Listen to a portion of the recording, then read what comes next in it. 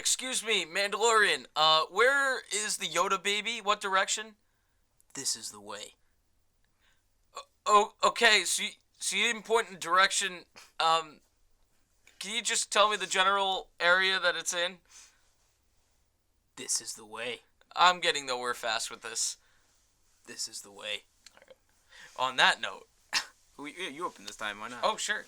Hi, I'm Tom. And it is time for a fireside chat after The Mandalorian. Or I guess it would be a glow lamp. I think that's the Star Wars version. All right, that's the of last a time. lamp That's the last time you're opening. All right, hey, welcome back to our podcast. Today we're discussing Mandalorian episode 3. The Sin. The Sin, yes. And so far, I thought it was great. Tom, what did you think? Very cool. Very interesting. I thought it was the best episode so far, I would say. A lot of setup and payoff. Mm-hmm. We have some theories based on the costume design. You have some theories on Yes. it. Very good theories. I don't want to take credit for it. So why don't you just go right into it, man? Sure. Theories are just or what I thought of the episode, because the episode. Both, yeah. I guess we'll just do a walkthrough of the episode. I think yeah. we did that all right. Yeah, that's a good idea. The Mandalorian. Yes, the main character grows a conscience. In this episode, he delivers the baby, gets the Beskar steel as payment, like a metric stuff ton of. Yeah. Oh, we curse on this, right? Fuck no. All right, a metric Yeah, sure, why shit ton of Beskar steel for the whole guild of. Not the. Oh, that's gonna get confusing. Yeah, kind of like the guild is the Bounty Hunters Guild. Oh, right. I meant the guild of Mandalorians. Mandalorians, Yeah. but technically, I guess it's like a flock, right? It's a flock. It's a pod. It's a pod. It's a pod of Mandalorians. Yeah. No, wait, that's what we are. But before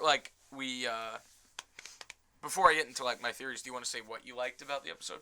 Oh, so actually my favorite part of the episode was towards the end with the key fobs, like car key fobs. No, like with the fobs after the Mandalorian took the baby back. Yeah. I mean, I know we said you wanted to do a walkthrough of the episode, so I'm kind of getting right to the end. Is that okay? Well, yeah. That's basically we said he goes back to the guild, goes back to the Mandalorians, gets his armor, and then embarks on a murder quest to reacquire the baby Yoda from the Empire. Yeah. And then that kind of leads where... Yeah, exactly. So my favorite part is actually after he gets baby Yoda back, I was definitely not expecting the guild of bounty hunters to go after him. And we kind of had a little bit of disagreement. I'm not entirely sure if maybe it was clear and I missed it, but it seemed like they were using the fobs that were tracking baby Yoda originally, and then they all just collectively figured out, oh, somebody's trying to move the payload or whatever, baby Yoda. Yeah. So let's go figure out where it's going and try and get it. Where you thought maybe it was the old Imperial guy that had actually just told them, like, oh, the baby was stolen, go try and track him down. And that could have been it, but I didn't see that. Well, my thought was, because they didn't show it. Yeah. So it's not, like, it's just, like, ideas that we have now at this point. I think the bounty was on the Mandalorian. The whole time? No. I think, because the bounty for the Yoda, I hope at some point we find out what the species is called. Yeah. But the baby Yoda bounty was completed, and I think the new bounty. I think this could get into the main Imperial officer who escapes. Him being part of a larger. He's the Empire at this point in Star Wars history is a bunch of warlords that are just scattered across the Outer Rim because they've lost, and I think he could be one of the key implementations of the First Order. Maybe he is one of the leaders, since we get the idea now with him escaping that he might be like the main baddie of the series, and he might have sent the bounty out because it felt like there was a connection with the bounty hunting guild and the Empire in this region because of just subtle stuff with the way that Carl Weathers, his character, I guess seems to be the leader of the guild. Yeah, he's like still using Imperial credits, which they showed in the first episode. Yeah. Yeah, he seems to be, to me, still, he like tied to the Empire. Yeah. Because he knew more about the Baby Yoda than he was letting on. That's true. That's the idea I got. Yeah. So my thought is, we're finally going to get, and we talked about this in the Last Jedi stuff, a little bit of resolution, and we got a little bit of, in terms of filling in between 6 and 7. Right. They even said, like, Carl Weathers says, you can go to the New Republic if you have a complaint about this warlord. Yeah. And he goes, that's a joke. Right. Finally, we get recognition that the New Republic's pacifism Yeah. is, like, not good considering there are warlords Yeah. searching for babies with force powers, which leads to my other theory. I think they were trying to clone the baby. And, you overhear them saying, like, oh, I thought we were going to keep it alive. And he's like, just use the materials as necessary and then dispose of it. So, obviously, I think this actually ties it. Oh, my God, this ties into the Last Jedi theory that I had that I was telling you earlier about. Okay. But I didn't tell you the theory. Finish with the clone theory. So Okay. Why do you think they're going to clone Baby Yoda? You have a strong case for this. Because just for a while. The Imperial officer with the large glasses that is... it feels very much like a World War II era, like a Nazi scientist type. Yeah, I would give. Yeah. He has a Camino cloning patch on his shoulder. Yeah. And I think that's what led me to believe the cloning So storyline. That's got to be it. Like, why else would they do that? That's got to be. Yeah. So at least that was their intention to clone it. We don't know. Maybe they did get the data that they needed though from Baby Yoda. Possibly. To clone it. So that could come up again. And we do have cloning mentioned in the new series, in the Disney series. That's true. Because they mention it in not the Last Jedi, Force Awakens. Kylo Ren offhand remark. Yeah. Because they're talking about Finn having been a little bit defective when he didn't fire during the massacre at the beginning of that movie. They were talking about we can always go back to clones. Yep. So, honestly, this could exonerate Rian Johnson a little bit. And here's why. So this is tying into your Last Jedi theory. This is the Last Jedi theory that we're gonna have to make a Grand Master Plan theory. And this timeline. isn't. I can't take credit for this theory because. But you will. Sure. Okay. Because I've heard this.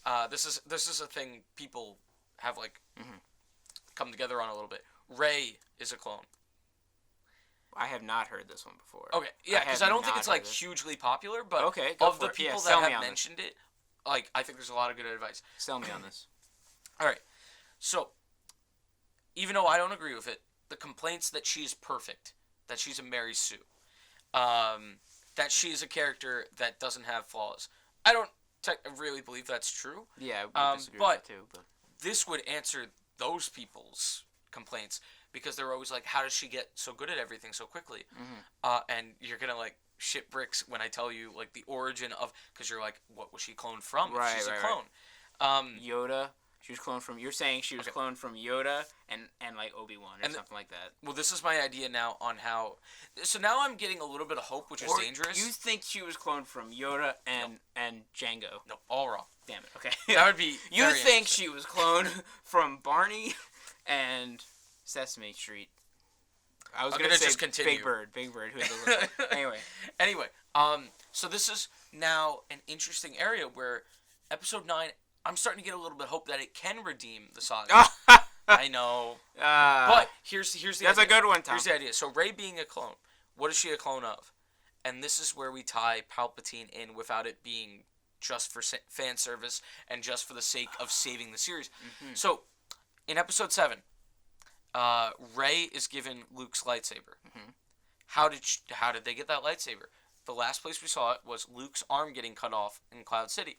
Now, I'm not sure if this is canon, but it was mentioned in a podcast I was recently watching that the lore. Wait, what podcast? We'll put it in the description. Oh God! Oh, I thought you would know. I might not remember it all. Oh, Generation Tech. It's not a podcast. It's a YouTube channel. Okay, yeah, we'll put it in the description. They put me onto a lot of this, so watch their stuff. They do a lot of good YouTube stuff. Look out, Generation Star Wars Tech. Stuff. Star Wars Look out, Generation Tech. You got a lot of views coming your way. Yeah, right? All right. But, okay, so and this is where I kind of take my part of the theory. Okay, no. One more part that's his part, and then I'm gonna build on that. Okay. So he mentioned that in the lore now, and this is gonna be kind of jokey, funny at first, because this is kind of what Red Letter Media talks about when they're joking about like, wow, does everything need a lore? So apparently the lore is that Luke's arm and lightsaber were found by Cloud City personnel. That it landed in another one of those containers, whatever that thing is. I don't even know what the purpose of that is. But so somehow that had to have gotten to Maz Kanata. And the idea is maybe, and we've seen Dark Rey in the trailers for the new one, Rey was cloned by Palpatine and set on this journey with false memories of her being a child on Jakku, possibly to bring balance to the Force because maybe he knows that Kylo is going to turn. So it's almost like they switch sides, which is sort of insinuated by the trailers. So wait, so you're saying there's a clone of Rey? Rey is a clone. But could there be sorry, more I didn't than explain one? this too well. Couldn't there be more than one then? What? Yeah, that's true. But I think the evil twin is overdone, and that would be really Not bad. in Star Wars, just in general. Yeah, in general. So here's the thing. So what she was cloned from is, this is kind of dumb. Go for it. I think the solution that it leads to can be really good for the series. I think what I'm about to say is extremely dumb. Probably, but she was cloned using force particles from Luke's severed hand. Force particles. Midichlorians. No, I didn't want you to say it. I know. Oh God, you said it. I said it. That's No. worse than saying any curse that we could say. No. But yeah. wait, why couldn't she just be cloned from like his DNA? Why like force particles? Or does it matter? I don't know. No, that's what I mean. That's generally what from Luke's DNA. Yeah, whatever. Luke from his hand. Yeah. Yeah, okay. Because now in this series we kind of get the idea that you don't need a whole person. They say when they're talking about Baby Yoda, we just need what we need and then dispose of the remains. Yeah. So you don't need a full human apparently. Okay. So Which, that lends that makes theory to Luke's arm being able to clone a person. Yep. But then why would it be a girl? Palpatine was able to manipulate, and this is also dumb. Listen, I'm not saying any of this is great. I'm just saying at least now there's precedent in Star Wars to create a story that makes sense. Yeah. For Episode 9. I mean, makes sense in the fictional sense. Yeah. That I know. This is real, and my life is a shambles. Yeah. In shambles. So where was I with the cutoff? So Palpatine, as we saw in Episode 3, talks about how he alludes to having created Anakin with the Force. This is an actual thing. He created in Episode Anakin. 3 that's alluded? Because remember, his mom... Yeah, his mom that's in Episode 1 says right. there was never a father, I just got pregnant. That's right. And then she doesn't even say it like where she's like, oh my God, I can't believe this. She was just like, yeah, I got pregnant. There was no man. I don't remember which is weird. Palpatine alluding to that. Oh, Episode 3 has a whole scene. The scene in the opera. Yeah. And where it's like, have you ever heard the story of Darth Plagueis the Wise? He talks about influencing midichlorians to create life. And in the background, you see what looks like a sperm and egg. It was big symbolism by George Lucas. Yeah. So Palpatine in canon created Anakin in the image that he wanted him. Interesting. Yes. So that he could have done the same with Rey. Absolutely. And this time around, made it a female, maybe to FBI term incoming, honeypot Kylo Ren, into. I'll just throw up an image of the interview. Oh yeah, the movie. You honey dicked me. Yeah.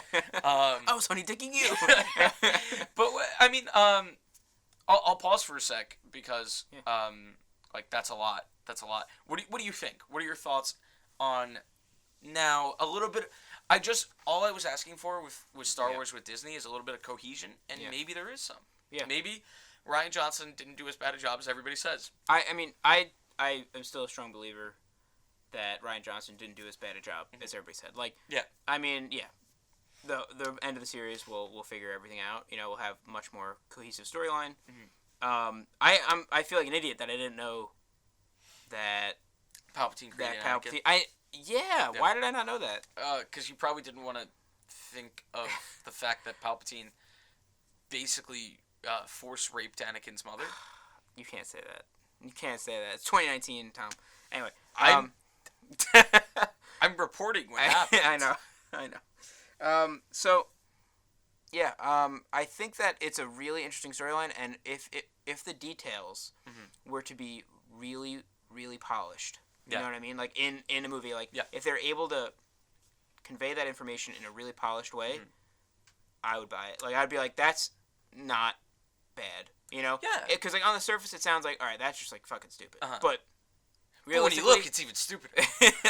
Realistically, when you do kind of, like, actually follow the traces of it, it's like, okay, that actually is interesting. Like, it could be really interesting. Yeah. I'm just excited that I told the story without, like, fucking it up. Yeah. I'm annoyed. I try to, like, interject too many times, so, like, I'll try not to do that in the future. Oh, no, don't worry. I'm just, like, impressed that my thrice concussed mind was able to put together a cohesive...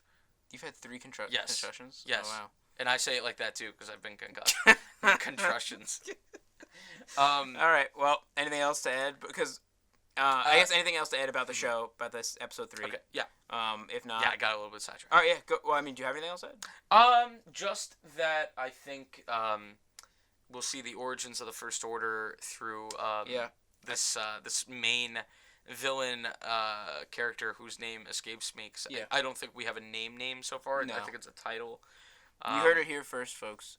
Origin of the First Order is to be expected in the Mandalorian. Yeah, according to one asshole. That's me. I'm the asshole. I thought I was the asshole. What? No.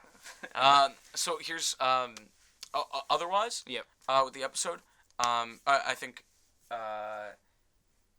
story-wise, setup and payoff we talked about with the Beskar Steel. Yeah. Being like great. That was a very Rush Hour 2 moment. You ever see Rush Hour? I haven't. Oh, I don't remember which Rush Hour it was. It was probably I feel like it was 2, where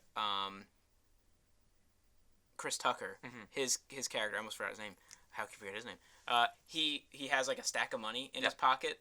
Did you ever see that scene or anything? No. He has like a wad of cash. Does somebody shoot it? No, and he literally has a sword fight, and somebody tries to stab him, and they're like, it's not able to go through his jacket, and they're like, what the hell's going on? Yeah, and then like, too much cash. And then he takes out the money from his after the battle. He's like, oh, I love you, money.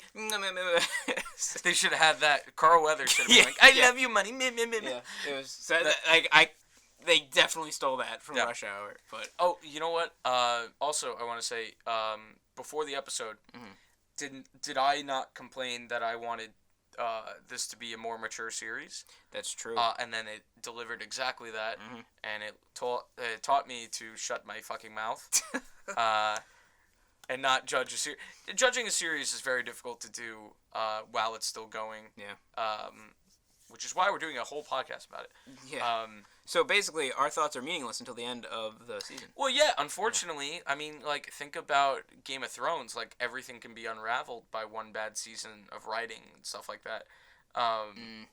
But you gotta enjoy it while it's going on, because otherwise you're just gonna be a miserable sack of shit. And there's way too many of those nowadays. Yeah. Because we're two of them, and we don't want more. We're cornering the market. Yeah, we're cornering the market on sad sacks of shit. Get out of there! Get out of here, everybody else. The visuals at the end when we get the Mandalorians flying in all their glory. Yeah. First time on screen in a Star Wars live action series, seeing the Mandalorians not in their prime because they're in hiding, in a decent force. Like kind of like other than just Jango Fett. Yeah, which doesn't really count. But yeah, I thought, and I'm still impressed by the visuals in this TV series, because a lot of TV series start off with pretty shaky CGI because the money. It's one thing to put the money into a movie and it's a one-time thing. To put it consistently into a show, you'll see even with the biggest of series. Like Star Trek, there are episodes based around the budget because they'll have to do a smaller story. So far with The Mandalorian, it's been fairly a big scope. Yeah. It's a smaller scope than we've dealt with. It's a funny character. Yeah. Sorry, I said that exactly like that. It's a smaller scope than we're used to in Star Wars because it's not the fate of systems in the balance. But I Right, think eventually it could. I mean, eventually it could come to that. I have a feeling though this is going to be, and I've brought up Solo before, but I think this is the same idea because Solo does fall between. No, that's 3 and 4. Yeah, that's 3 and 4. So I have a same feeling, idea. I think it's going to be the same idea where it's like you see some things that seem relatively small scale, like like not the fate of the galaxy and things, at stake, but they build up, and like these are like the beginnings of like these big events. So that's also good. You don't want to see the end of the galaxy constantly, because then it feels like there's no stakes when we constantly save the galaxy. Exactly, 100%. But yeah, other than that, but the last thing I have to say about it is definitely all around very interesting episode. More fight, probably the most fighting we've seen so far. Yeah, most like if you were waiting, different types of fighting. Yeah, yeah. This is the more classic Star Wars, I think, in terms of. I don't know if I would say that. I'd have to think about that. Well, classic in Blaster v Blaster. Yeah. It's not him fighting Jawas. It's not him fighting a mud rhino. What was that? Mud? Was it mud rhino or mud? I think it was a mudhorn. Mudhorn, yeah. And yeah. So yeah, but I mean, it's very. Oh, should we talk about the video gamey? Yeah. And all right, we'll end it on that. Yeah, sure. So yeah, so actually, Tom brought it to my attention that apparently this was the concept for this show was brought from there was supposed to be a Mandalorian video game that was canceled. I'm guessing it's not Disney. It's not confirmed. That was just kind of so there was supposed to be a game, a single player game that eventually evolved. Well, I can't even say it was evolved because Respawn Entertainment, who I think made Titanfall, they were supposed to make a single player Star Wars story driven video game, and they didn't really allude to fully the tone of what it was going to be. And I wish we would have had the time to do a little bit more research to be more specific, but I only thought about it as we were watching it, and we are recording this right after we were watching it. But we can come back in the next podcast. Yeah, absolutely. We'll come back in the next podcast. We'll definitely revisit this after. Yeah, we gotta let Dan get his thoughts. Looking into it, yeah. Because, I mean, based on what the very small amount that I've heard from Tom and whatever else I've heard or seen, it seems like it's pretty likely. I mean, like I would be even curious about the concept art that we see at during the credits of each episode. Yeah. Like if that might have been originally for a video game, you know? It's extremely possible. So, it feels so similar to a video game, you know? Yeah, I back in the day I played Star Wars Bounty Hunter on the GameCube, and that was following Jango Fett in his exploits between 1 and 2. Okay. And it is the story that is not, I don't think it's canon anymore, but it's the only thing we have to go by about how he became the clone template. Okay. Because he kills a rogue Jedi for Count Dooku on this massive bounty hunt, and gets rewarded with, I think it's like 5 million Republic credits, and also the option to be cloned into an army, and he says yes, because at that point the Mandalorians are like pretty much shattered, they're shattered, so for him it's like a chance for him to save the Mandalorians by cloning them all in his image, plus Boba Fett. But I think there's some influence there's got to be some influence taken from that, because there's not a lot of Mandalorian, like influence that counts in Disney canon anymore. Yeah. And the other thing was there was another canceled video game, another Star Wars canceled video game. It was going to be called Star Wars 1313. Luckily, I know more about this one than... Okay. This one went further, because this one had a full-on demo that was shown to the public. That maybe we can link in the description. Yeah, Star Wars 1313. It was supposed to follow a random bounty hunter on the 13th level of Coruscant, and you were going to be fighting in the underworld. I think it was... I'm not sure what era it was, but it was going to be... it sounds like it was going to be somewhat like this, just based on Coruscant. Yep. Where they're searching for later Baby on, Yoda. later on, later on in the development of the game, they switched it from when they did the demo. It was just generic character. The game played a lot like Uncharted, a lot of platforming and a lot of third-person shooting. Isn't that what they're saying about? That's also what they're saying about the newest game, Jedi Fallen Order. Just instead of shooting, it's all melee combat. Yeah, but anyway. Which I'm very excited. I want to get that really badly. It's getting great reviews. But 1313, the influence that I see is when they wanted to make it more marketable, which obviously didn't work because they didn't release the game. Well, actually, I think it fell through because Disney bought it, and it was they canceled everything when they bought it. I think it might have been rated M, but I'm not sure. And then that's not Disney's brand, so that didn't. True. Mickey Mouse did not approve. Late. You can't have that shit. Late in the game, they changed the main character. Mickey Mouse, is that you? Where'd you come from? I did it. I killed them. Anyway, all right. Sorry. I'm sorry. I don't want to prolong this pain any further. This is fine. Disney's gonna shut us down anyway. It's fine. I did it. I did it. I'm guilty. Guilty. All right. That was really good. That was really thanks. Good. Shit. Dan's gonna listen to this podcast and he's gonna be like, "Man, they're a mess without me." By the way, Dan's not here in this podcast. In case did we mention that already? I don't know. I did. I think people noticed anyway. But anyway, our fans. Yeah. Our friends. They're not our fans. They're our friends. Sure. Yeah. So. Anyway, I got back to not being able to tell stories. That was only after I started cutting you off. Anyway, they molded the main character to make it more marketable to be Boba Fett, and they changed it to it was going to be a full-on Boba Fett game. No. And then it didn't happen. Yeah. So that's a shame, but we're kind of getting it in TV series form because this we've talked about. It feels like a lot of side quests. Yeah. It feels like moral decisions. Yep.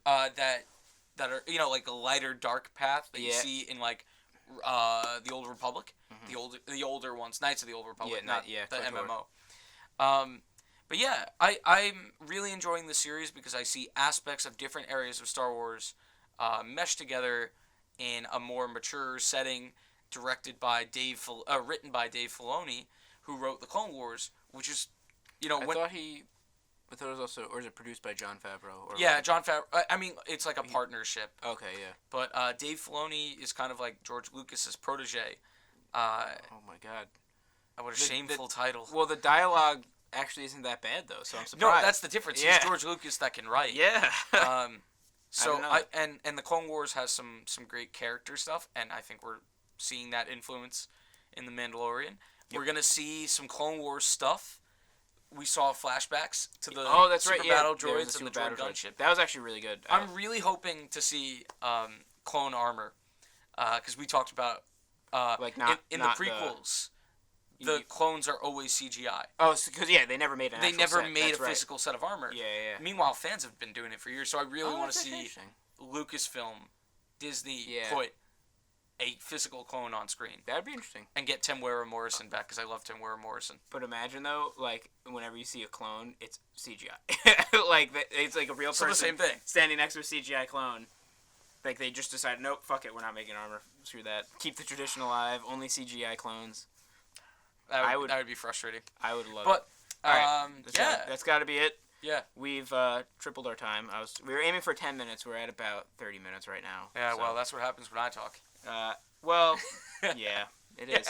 And so, no, but that's actually interesting. So, something I am thinking about doing in the future is, and I don't know. Getting me a muzzle. I don't know if this will stay in the podcast. We'll find out. Okay. Is actually doing a metacast where we talk about podcasts. Oh, yeah. Because, everybody listens. I mean, a lot of people listen to different podcasts. Mm-hmm. Let us know in the comments down below. While they work out, or me while I'm eating, because I don't work out. Yeah.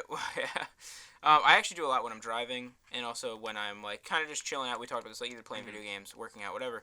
And so yeah, let us know in the comments down below if that's something you guys would be interested in. Send us a message if you want to be involved in it or something like that.